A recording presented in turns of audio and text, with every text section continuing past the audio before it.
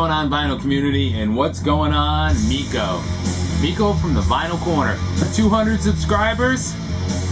Rock on, Mikko. Dude, that's awesome. You know, I can't think of anyone more deserving to have hit that sub mark. You know, just to take a quick minute in the beginning here, Mikko, I can remember for the longest time, you would comment on my videos and you would be super supportive and you would just write these great comments, you know what I mean? And a lot of people do that and it's awesome. But the ones that don't make videos, after a while and a lot of supportive comments, you kind of get to, who is this person? Do you know what I mean? What do they look like? And inevitably, my comments will start turning towards things like, can't wait to see your first video. And kind of trying to nudge you in the pool there, pull you out of the corner.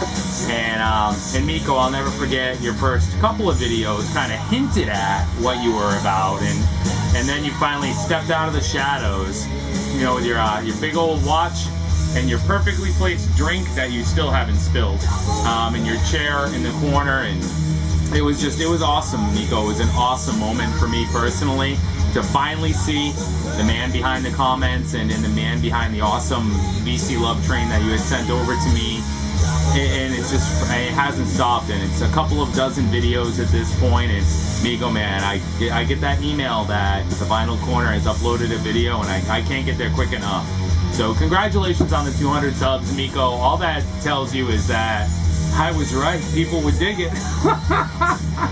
No, seriously, Mikko. It's just, I mean, people dig what you're doing. I dig what you're doing, and I really hope you never stop. Make more videos, honestly, because they're awesome, Mikko. You've got great taste and a killer collection. Keep them coming. So, onto the thread. You wanted to see the first ones. Okay. The first one's kind of the first vinyl, cassettes, 8 tracks you bought, and I thought that was a really cool idea. Good chance to tell some stories. And I've watched some of the responses, and they're great, kind of reliving those childhood memories. What's playing in the background is nothing but a shameless tribute to Mikko.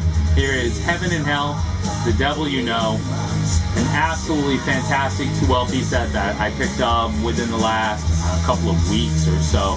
Found a really good deal on it. I'm super happy with it. That's a tribute to you, Mikko, right there, bud. Stay there. Alright, so let's roll all the way backwards. Go back to the beginning. As far as 8 tracks, there's an old format, right? 8 tracks. So my first 8-track player I can remember being this. So this, which some of you are familiar with, is 2XL. 2XL was a robot that was sold here in the US anyways, and he played 8-track tapes. And what 2XL came with was 8-track tapes that you would put in, and it would utilize the 4 tracks in order to ask questions, and you would push the button on 2XL's chest. You know, 2XL would say, ask you a question and tell you a story, and then say true or false, and you would push button A, which is track 1, for true or false, and it would shift in the tape and tell you if you were right or you were wrong. And I mean, this was, you know, hindsight being 2020, those things were pretty intelligently done. How to shift in the tape and where it needs to go in order to answer your question correctly. It's pretty amazing, and his eyes would blink. And, you know, later on I would use 2XL to play normal 8-track tapes. I can't say I remember what ones, honestly, or that I have them anymore, those same ones. I have a bunch, but not those.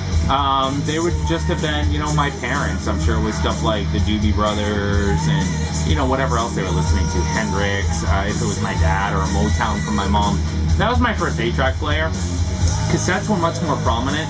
I know I've said before, and mind you, I have 2 older brothers that are both 4 years older than me.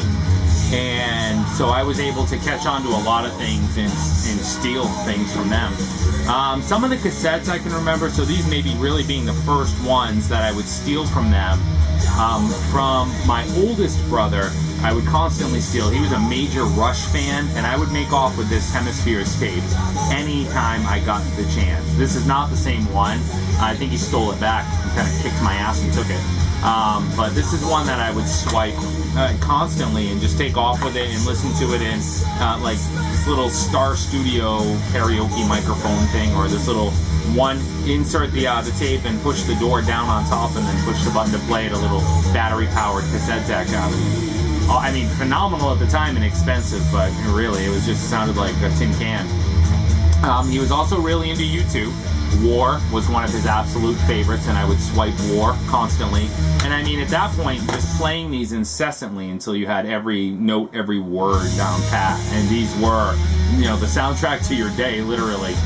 And from my other brother, who's a bit more into country and southern rock, and probably where those influences came from, 38 Special, Wild Eyed Southern Boys was one of his favorites, and one I would take constantly as well.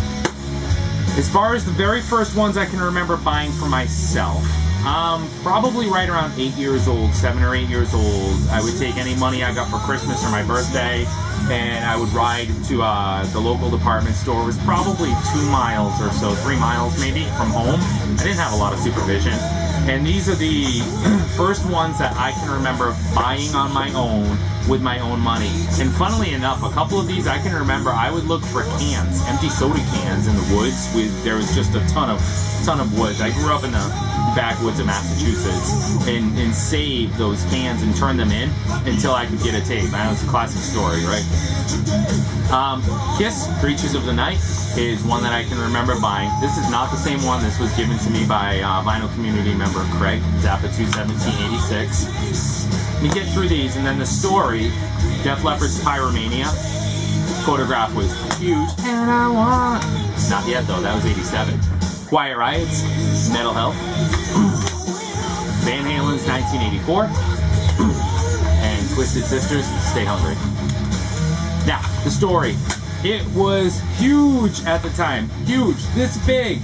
To bring your tape recorder, boombox, ghetto blaster on the school bus with you and play music. And man, did I get in so much trouble for that. Constantly. I think in between 4th grade and like 6th grade, those 3 years, 1984 through 1987, I probably got sent to the office at school with bus referrals or bus slips for conduct on the bus dozens of times. Just bad. Because I would purposefully play I Wanna Rock on the bus, and I would get to that point where it says, turn it down, you say, I've waited for so long so I could hit my favorite song, so let's go, right, turn it down, and I just wouldn't do it. And then I would get to the part where it said, when the bus driver got angry, and I would play, we're not gonna take it. It's just a total punk, total little heavy metal punk. Not much has changed. No, that's not true.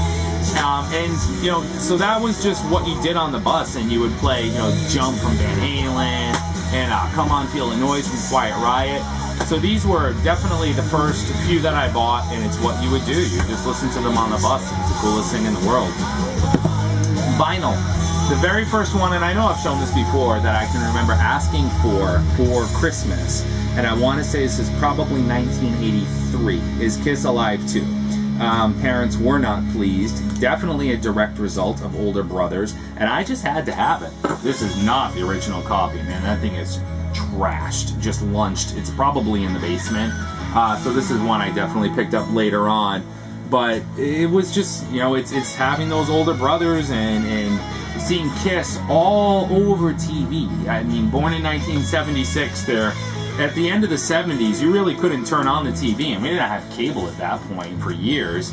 It was impossible not to see Kiss Mego dolls or action figures or cereal or this or that. Kiss was everywhere. So this is really the very first piece of vinyl I can remember owning for myself, my own, that I hadn't taken from brothers or whatnot.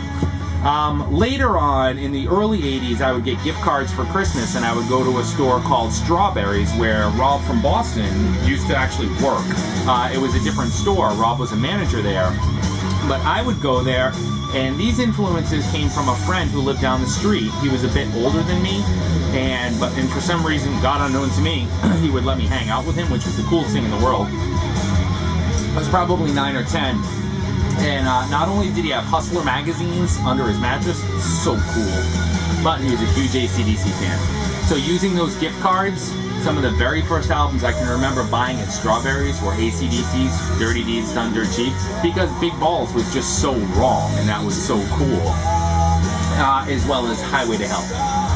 Those are kind of the first two that, when I stop and think about it, and I had to, that I can remember actually plunking down those gift certificates for at Strawberries. So that takes care of 8 tracks, cassettes, vinyl, and CDs. In 1988, I played my parents hard for a CD player. I wanted one so bad. If that was all I got for Christmas, that was fine. And I did get one, and I do still have it, and it's in the basement, and it still works. It's a Sharp single-disc CD player, and the little sticker's right on the back, manufactured 1987, so cool. So I got that, and I got 3 CDs with it, and I got nothing else, and that was fine. And the 3 CDs that I got, and I don't believe any one of these 3, one of them might be the same one. Rush, Signals, which has always been my favorite Rush album, and still is to this day. See the old Mercury label there. I got that. I got Iron Maiden, Alive After Death, and this is not the same one. This is a much later reissue, a slimline case, but I did have the earlier one with the big case. And this one, I'm not sure if it's the original or not, but it really doesn't matter anyways. This is Master of Puppets. And those are the first 3 CDs that, why am I even bothering to show this to you guys? The first 3 that I can remember getting. So that was cool. And much like the cassettes, it's just, it wasn't about quantity at that point at all. Do you know what I mean? You just take them and you listen to them over and over and over and over and over, and it would be the constant turn it down. But Mikko, that was a really cool thread. It was really a good chance to kind of stop and think and pull those originals back out. And more than that, think about, you know, I mean, I love Master of Puppets, and it was a good chance for me to feel old. Do you know what I mean? It's like, damn, I have been listening to this album for 25 years. Holy shit, time for some new material. But very cool. Mikko, congrats on the 200 subs. Guys, thanks for watching, and everybody that's made a response to this. It's been really cool. I've been trying my best to keep up with them. I really like this thread, and I'll try to keep up with any more that get posted as well. Take care, Vinyl community. Talk to you guys soon. Have a good weekend. Ciao.